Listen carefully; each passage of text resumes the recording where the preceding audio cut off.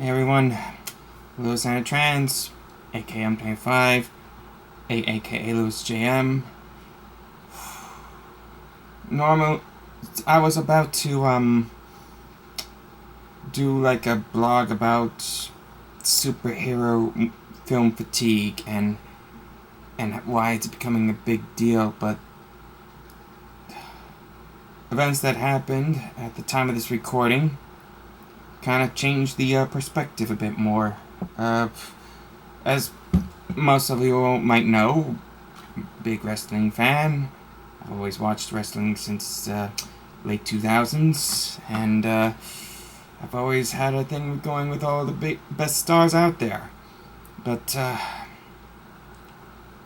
today's pretty much a tough pill to swallow. On Thursday, August the 24th, 2023, Windham Rotunda, who pretty much mostly everyone knows is Bray Wyatt, passed away. The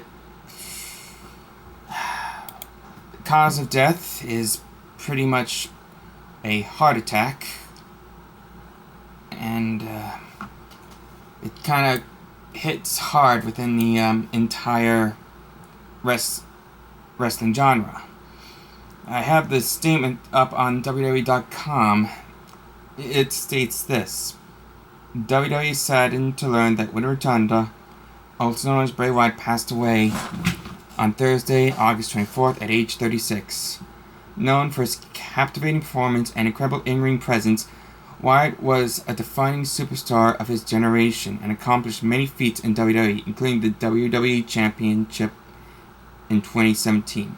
From his leadership of the Wyatt family alongside Luke Harper, Eric Rowan, and Braun Strowman to his enthralling times as the Fiend, Wyatt embarked on an incredible career and saw several iconic rivalries with superstars such as John Cena, Randy Orton, and The Undertaker. WWE extends their condolences to the Rotunda's family, friends, and fans. Not much to say about the statement, but I've been following multiple wrestling outlets on YouTube, and they were claiming that the cause of death was pretty much a heart attack. See, in March early this year, Wyatt had to take an immediate leave of absence because he had COVID, which in turn can cause these problems with his heart. He was recovering nicely. He was on the verge of getting a clean bill of health, and before he could actually make his big comeback, he just died like that. There were rumors that he was going to form a faction with some people, but that didn't stick, and well, just the thought of his passing was quite a shock to everyone that throughout the wrestling world. Now, Bray, given that he is the son of Erlen Arceister, also known as IRS, and the brother of Bo Dallas, those are two different names you might not really expected. Wyatt certainly had quite a performance in his hand, from his ring work to his promos. Doesn't matter if he was like the cult leader or the Firefly Funhouse Mr. Rogers or even the Twisted Fiend. He was quite the unique person out there. As far as his matches is concerned, I don't want to be ilk, but there could be mixed bags. Sometimes some are good, sometimes some are bad. I mean, think back on a couple of matches that kind of were big misses, whether it be his debut match against Kane in that Infernal match at SummerSlam 2013, or his match with John Cena at WrestleMania 30, where he lost considering he was gaining huge momentum. Or be that the infamous Hell in a Cell match with Seth Rollins in 2019. That squash match with Goldberg from Super Showdown back in 2020 before the whole COVID thing happened. Or need I say his final match against LA Knight in that Blacklight match that was sponsored by Mountain Dew. Kind of shocking to note that that was going to be his final match. Wow. But despite those matches, there was one particular match that cemented him as an icon throughout his career. And it was his rematch with John Cena at WrestleMania 36 in that Firefly Funhouse match. Now, they were going to have an actual match, but considering the pandemic and everything beyond their control, they had no other choice but to do the Performance Center. But how can you have a match with John Cena if you don't have an audience? Simple. You create a cinematic match.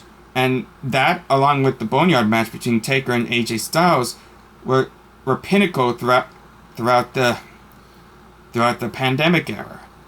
I wouldn't need to say more about all of his other matches, be that of his Swamp Fight, or maybe the time when he won the Universal Championship back from Braun Strowman at SummerSlam, only to lose to Roman Reigns at Payback a week later. But that match he had with John Cena, and it was a classic example of storytelling, of match quality, of visuals, of pretty much everything. And you might want to check out the card at the end of the video just to see that match. I can already see, like, they're already setting up all of the Bray Wyatt matches throughout WWE and the YouTube channel. Now, there's going to be concern what's going to happen on SmackDown. From what I can tell, everything is pretty much scrapped. There's no meetings, there's no pitches. I have a feeling that they might do with Bray the same thing they did with Chris Benoit before WWE realized what really happened. Have an empty mat, empty arena. Have the ring, have a spotlight in the ring, and in the middle of it, the combination of both the Firefly Funhouse set and Bray Wyatt's iconic rocking chair with the hat on the top and a table that has a lit lantern. And there will be pretty much a big time tribute show honoring Bray and all of his best moments. Best itch, maybe? I don't know what matches they're going to put. I'm pretty sure the first time he won the WWE Championship at the Elimination Chamber back in 2017, or maybe and the Firefly Funhouse match, but I don't know of any other good matches he had successes with. I'm pretty sure most of these are going to be his promo skills, perhaps. But regardless, this is a sad time within the wrestling world. Between the loss of Terry Funk, one of the Briscoes, this one hits the hardest, because I've always watched Bray and WWE, and it's very tough to swallow how he's going to be missed. We all love you, Bray. Doesn't matter, be that of good or bad times. We respect you, we appreciate you, and I hope the buzzard flies into heaven with the doves. We're really glad that we're your friend. Rest in peace, man. We're gonna miss you so much.